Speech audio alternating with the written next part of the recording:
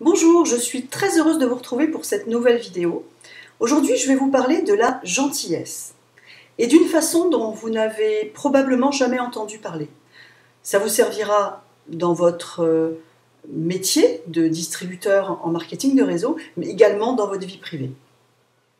Depuis environ 5 ans, on fête chaque année la journée de la gentillesse. C'est le jour où on se montre gentil avec les autres. Ça ne veut pas dire qu'on ne le fait pas le reste de l'année, mais en tout cas, ce jour-là, on le souligne particulièrement.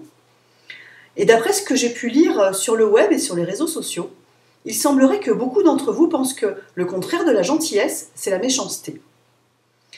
Alors déjà, voyons pourquoi, en général, les gens se montrent gentils. Pourquoi ce besoin d'être aimable, d'être serviable, d'avoir envie de faire plaisir aux autres, même si personne ne leur a demandé quoi que ce soit, mais ce besoin de faire plaisir à tout prix. Alors ça ressemble à quelque chose qui serait « Regarde comme je suis gentil avec toi, alors toi aussi sois gentil avec moi ».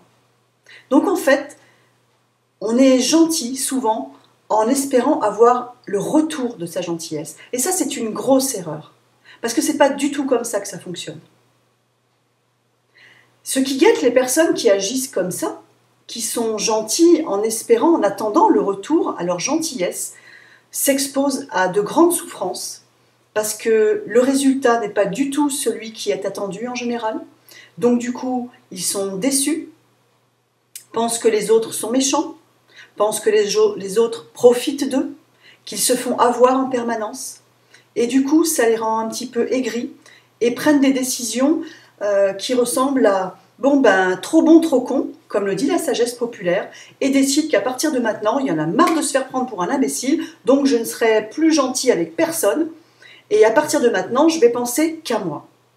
Je suis sûre que soit vous l'avez déjà fait, vous l'avez déjà pensé, ou vous avez entendu ça quelque part. J'ai lu récemment d'ailleurs sur les réseaux sociaux le commentaire d'une personne qui disait exactement ça. Maintenant, ça suffit, je suis trop gentil. De toute façon, pour être respecté, finalement, il faut être méchant. Il n'y a que les gens méchants qui se font respecter. Les gentils, on leur marche dessus. Alors, l'excès de gentillesse dénote une certaine faiblesse. La gentillesse en elle-même n'est pas une faiblesse, mais selon la façon dont elle est pratiquée, comme je vous le disais, donc, donner de la gentillesse dans le but d'en recevoir en retour, ça dénote une certaine faiblesse. Alors quand on pense, si vous pensez qu'il n'y a que la méchanceté qui est respectée, c'est simplement parce qu'on n'admire pas la faiblesse. On admire la force, mais pas la faiblesse. Et quand on pratique la gentillesse dans l'attente du retour, on se montre faible. Quand on pratique la gentillesse de cette façon, ça dénote un caractère pas assez autonome, pas assez indépendant. Ça dénote le caractère d'une personne qui n'est pas assez sûre d'elle, qui dépend trop de la vie des autres. Et en fait, pratique la gentillesse dans le but d'avoir la reconnaissance de l'autre. Non pas par pure gentillesse, simple, sans retour, gratuite, mais uniquement dans le but d'en attendre une reconnaissance. Alors, comment faire pour continuer à pratiquer la gentillesse, mais pour ne plus en souffrir? Alors déjà, il faut faire les choses pour l'autre, rien que pour l'autre, en oubliant ses propres intérêts. C'est ça la vraie gentillesse.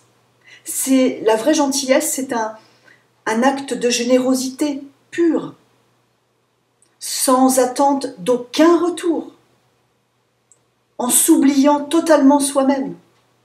S'il y a un retour à cela, c'est bien, mais s'il n'y en a pas, il n'y a aucune déception à avoir et vous ne serez pas déçus puisque de toute façon, vous n'aurez rien attendu. La vraie gentillesse, c'est un acte de générosité pure, sans aucune attente de l'autre. La solution, elle est en nous, elle est en chacun de nous. C'est à nous d'envisager les choses sous un autre angle. Ce n'est pas en donnant de la gentillesse aux gens que l'on sera respecté ou que l'on sera plus aimé. D'ailleurs, quelqu'un de trop poli, de trop gentil, éveille la méfiance. parce que ça traduit un certain manque de franchise. D'ailleurs, il y a aussi un proverbe qui dit trop poli pour être honnête.